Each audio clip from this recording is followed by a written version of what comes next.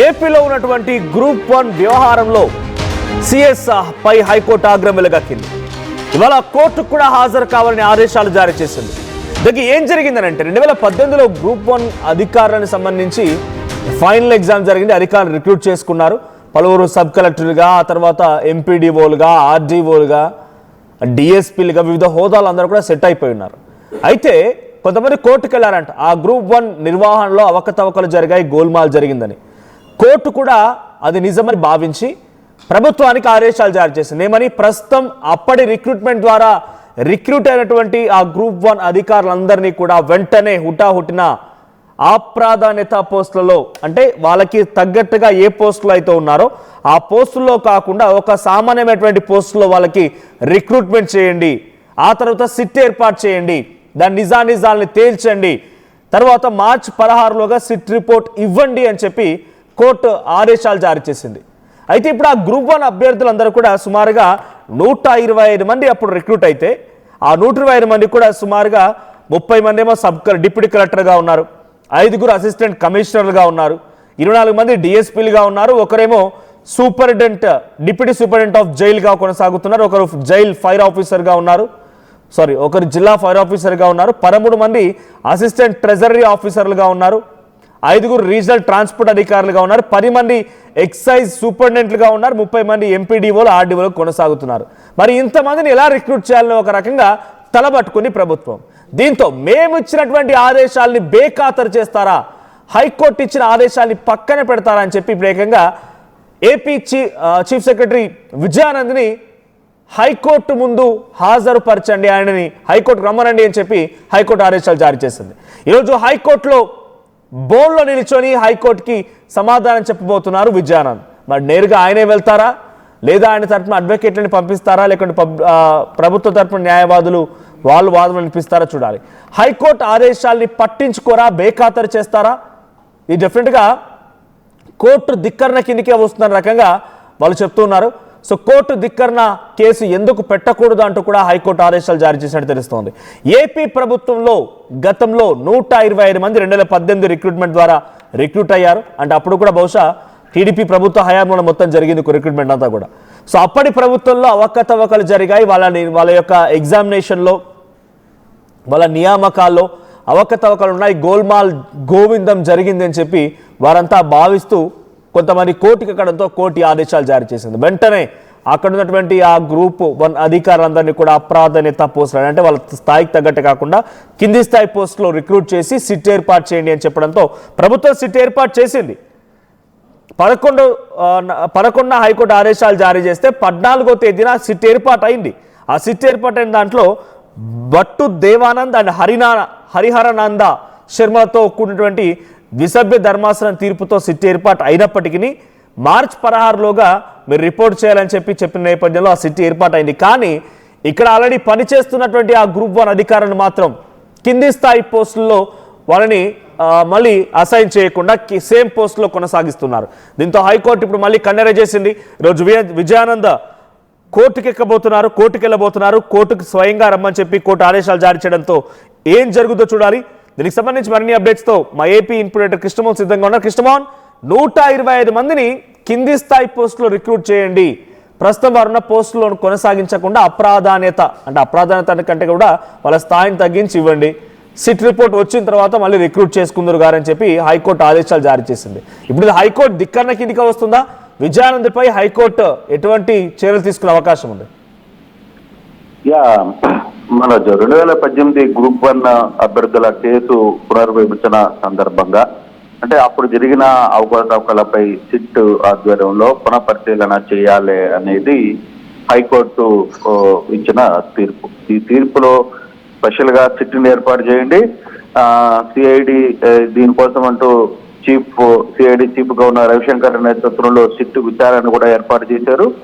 అయితే ఈ సిట్ ఏర్పాటు చేసిన తర్వాత దీనికంటే ముందు ఎవరైతే 125 మంది అధికారులని పోస్టింగ్లు ఇచ్చారో ఈ పోస్టింగ్లో దాదాపుగా 30 మందిని డిప్యూటీ కలెక్టర్లు, 5 అసిస్టెంట్ కమిషనర్లు, 24 మంది డిఎస్పీలు, ఒక డిప్యూటీ సూపరింటెండెంట్ జైలు, తర్వాత ఒక జిల్లా ఫైర్ ఆఫీసర్, 13 మంది అసిస్టెంట్ ట్రెజరీ ఆఫీసర్లు, 5 రీజనల్ ట్రాన్స్పోర్ట్ అధికారులు, 10 మంది ఎక్సైజ్ సూపరింటెండెంట్లు, 30 మంది ఎంపీడీఓలు, ఆర్డీఓలు వీళ్ళందరినీ కూడా నాన్ ఫోకల్ పోస్టులకి, అంటే ప్రాధాన్యత లేని, తగ్గించడం కాదు ఇక్కడ, సేఫ్ క్యాడర్ లోనే ప్రాధాన్యత లేని పోస్టింగ్ లోకి మార్చండి, విత్ ఇన్ 1 వీక్ లో ఈ వ్యవహారాన్ని నడపండి అని హైకోర్టు తీర్పిచ్చిన పరిస్థితి. అయితే ఈ నెల 14న ఆదేశాలు 11న హైకోర్టు ఆదేశాలు జారీ చేసింది. అలాగే 14వ తేదీన సిట్ ఏర్పాటు చేసింది.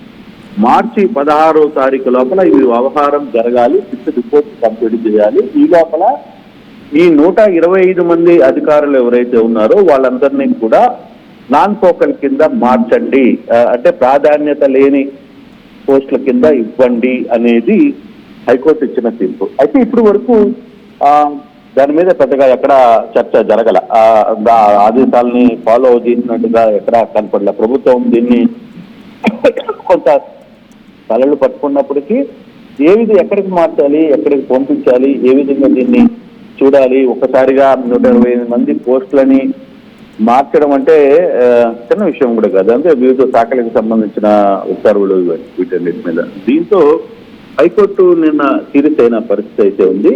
హైకోర్టు గ్రూప్ 1 ఆహారంలో ఇప్పటి వరకు కూడా ఎందుకు మీరు మేము ఇచ్చిన ఆదేశాలని హాజరు పరచట్లేదు, ఎందుకు మీరు దాన్ని పూర్తి చేయట్లేదు అనే దాని మీద సిఎస్ మీద సీరియస్ గా హైకోర్టుకి ఆగ్రహం వ్యక్తం చేసిన పరిస్థితి. ఆంధ్రప్రదేశ్ సిఎస్ విజయానంద్ మీద ఈ వ్యవహారాన్ని అయితే నడిపింది. నేడు కోర్టుకి హాజరు కావాలి, సిఎస్ కి డైరెక్ట్ గా కోర్టుకి ఈ రోజు రమ్మని చెప్పండి, మేము మాట్లాడాలి నేరుగా. అయితే ఓవైపు అసెంబ్లీ జరుగుతున్న నేపథ్యంలో సిఎస్ హైకోర్టుకి వెళ్తారా లేదా అనేది కూడా చూడాలి. లేదు దానికి సంబంధించిన అధికారులు వెళ్తారా, వాళ్ళు వెళితే హైకోర్టు అడిగే ప్రశ్నలకి ఎటువంటి సమాధానాలు చెప్తారు. ఎందుకంటే మార్చి 16 లోపల దీనికి సంబంధించిన మొత్తం జరిగిపోవాలని చెప్పారు, జరగాలి అనేది ఒక రిపోర్ట్ ఇవ్వడం. కానీ ఈ లోపల ఈ అధికారులను అయితే ట్రాన్స్ఫర్ చేయండి అని చెప్పారు.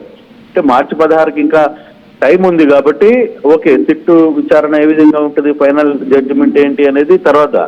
కాకపోతే ఈ లోపల వీళ్ళని పోస్టింగ్ లో ఉన్న ఎవరైతే ఈ 125 మంది పోస్టింగ్ లో ఉన్నారో వాళ్ళందరినీ కూడా నాన్ ఫోకల్ పోస్టులలో ఇవ్వండి, అంటే ప్రాధాన్యత లేని పోస్టులు వీళ్ళకి ఇవ్వండి అని చెప్పిన నేపథ్యంలో ఇప్పుడు చాలా మంది డిఎస్పీలు ఉన్నారు, చాలా మంది ఫైర్ ఆఫీసర్స్ ఉన్నారు, చాలా మంది ఆర్టీఓస్ ఉన్నారు, తర్వాత జాయింట్ కలెక్టర్స్ ఉన్నారు, చాలా మంది.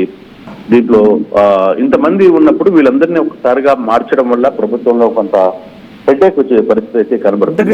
ఇటువైపు అటు ఆ డిప్యూటీ కలెక్టర్లుగా లేకపోతే ఆర్డీఓలుగా ఎంపీడీఓలుగా ఉన్నవారంతా కూడా వాళ్ళు ఎగ్జామ్ రాసి రిక్రూట్ అయిన వాళ్ళే. సరే అవకతవకలు ఉన్నాయి, కోర్టు ఆదేశాలు జారీ చేసింది, okay.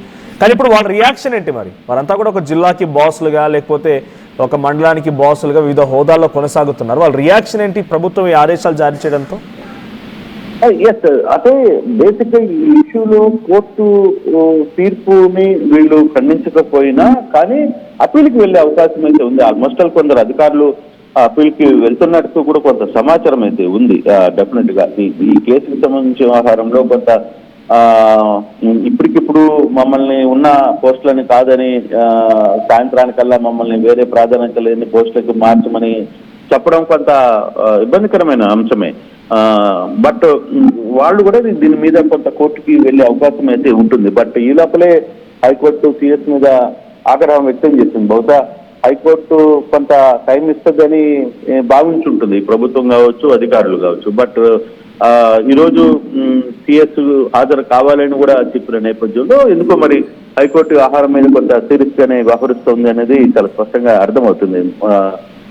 At the same time ఎవరైతే బాధితులుగా, అంటే మనం ప్రస్తుతం 125 మందిని కొంత బాధితులుగానే చూడాలి. వీళ్ళందరూ సఫరర్స్, వాళ్ళు పోస్టింగ్ ఇచ్చింది గవర్నమెంట్, పోస్టింగ్లకు జాయిన్ అయిపోయారు, ఎక్కడెక్కడ తమ విధులు నిర్వహిస్తున్న నేపథ్యంలో సడన్ గా ఇప్పటికిప్పుడు వాళ్ళని నాన్ ఫోకల్ కింద మార్చండి, నాన్ ఫోకల్ పోస్టులు ఇవ్వండి అంటే ప్రభుత్వం కూడా చూడాలి ఆ స్థాయిలో డిప్యూటీ కలెక్టర్లు, తర్వాత డిఎస్పీలు, తర్వాత ఫైర్ ఆఫీసర్లు వీళ్ళందరినీ ఎక్కడికి మార్చాలి, ఏ విధంగా ఏ పోస్టుల్లో పెట్టాలి.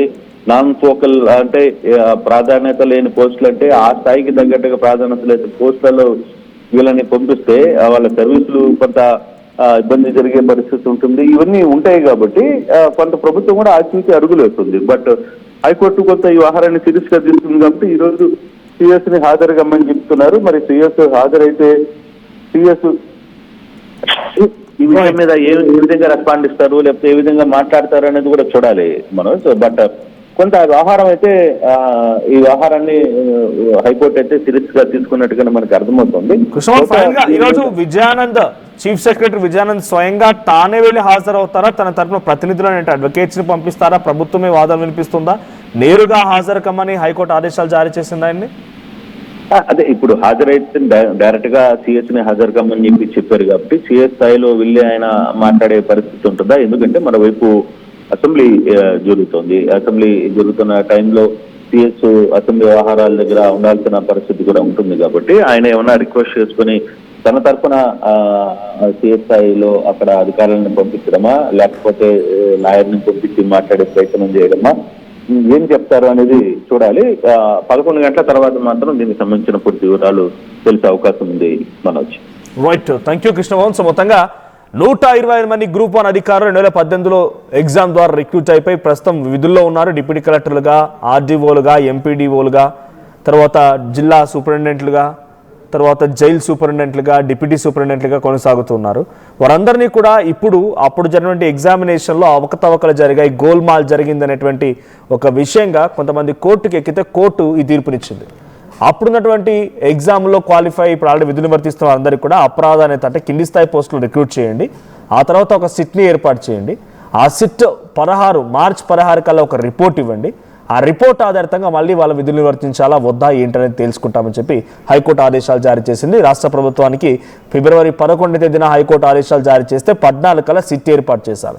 సిట్ ఏర్పాటు అయింది, కానీ అక్కడ ఏదైతే కోర్టు చెప్పిన విధంగా ప్రస్తుతం ఆ పదవుల్లో లేకపోతే ఆ యొక్క అధికార హోదాలు అనుభవిస్తున్నటువంటి ఆ గ్రూప్ 1 అధికారులందరినీ కూడా తిరిగి కింది స్థాయి పోస్టుల్లో పెట్టమని చెప్పేటువంటి ఈ ఆదేశాన్ని మాత్రం చీఫ్ సెక్రటరీ బేఖాతరు చేశారు. దీంతో ఏపీ చీఫ్ సెక్రటరీ విజయానంద్ ఈరోజు కోర్టుకు రావాలి, కోర్టు ధిక్కరణ కేసుపై ఎందుకు వేయకూడదో చెప్పండి అని చెప్పి కోర్టు మళ్ళీ ఆదేశాలు జారీ చేసింది. మరి ఈరోజు విజయానంద్ నేరుగా హాజరవుతారా, ఈరోజు 10 గంటకల్లా హాజరు కావాలని చెప్పి కోర్టు ఆదేశాలు జారీ చేసిన నేపథ్యంలో ఆయన డైరెక్ట్గా వెళ్ళి హాజరవుతారా, తన తరఫున ప్రతినిధులను పంపిస్తారా, లేదా ఇంకేదైనా జరుగుతుందో చూడాలి. అయితే ఈ 125 మందిని ఎక్కడ ఎలా రిక్రూట్ చేయాలి అని చెప్పి తల్లు పట్టుకుంటోంది రాష్ట్ర ప్రభుత్వం. మరి ఇప్పుడు ఏం జరుగుద్ది, వీళ్ళు ఎలా రిక్రూట్ చేస్తారు, వీళ్ళకి సంబంధించి ఎటువంటి ఇబ్బందులు చీఫ్ సెక్రటరీ విజయానంద్ ఎదుర్కోబోతున్నారు చూడాలి మరి.